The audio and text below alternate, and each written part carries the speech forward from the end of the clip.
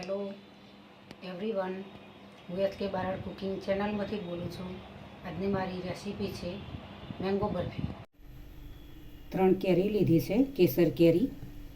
હવે તેની બરફી બનાવવાની છે, તો તેને ધોઈને સાલ ઉતારીને કટિંગ કરીશું. કટિંગ કરી દીધી છે. હવે તેને મિક્સર જારમાં એડ કરીશું. મિલ્ક પાવડર એડ કરીશું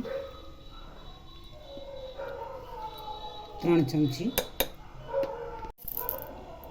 2 ચમચી ખોળ એડ કરીશું. હવે જાનને ફિટ કરી દઈશું.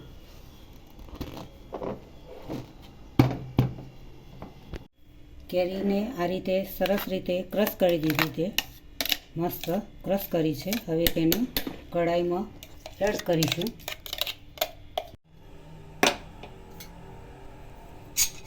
હવે ધીમા ગેસ પર 10-12 મિનિટ સુધી થવા દેવાનું છે. લગાવી દઈશું જેથી કરી કઢાઈ પર વધારે ચોટે ના. ધીમે ધીમે હલાવતા જઈશું. પાણી બિલકુલ રહેવું ના જોઈએ, તો જ બરફી કેરીની તૈયાર થશે. સરસ એવી બરફી બનાવવાની છે. 10-12 મિનિટ સુધી આ રીતે હલાવતા જવાનું છે. થોડું 1 ચમચી જેવું ઘી એડ કરીશું. હલાવતા જઈએ જેથી ઘી એડ કરવાથી વધારે કઢાઈમાં ચોટે ના. મિશ્રણ બરાબર સરસ લોટ જેવું તૈયાર થઈ ગયું છે. થોડું કાઠું રાખવું પડે તો જ બરફી બરાબર થશે. સરસ એવી મસ્ત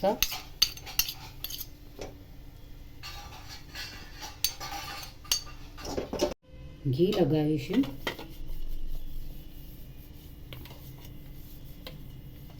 જેથી કરી પીસ લેતી વખતે સરસ રીતે પીસ નીકળી શકે.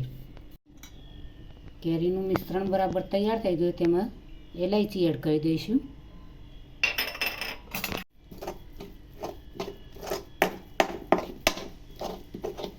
એડ કરીશું.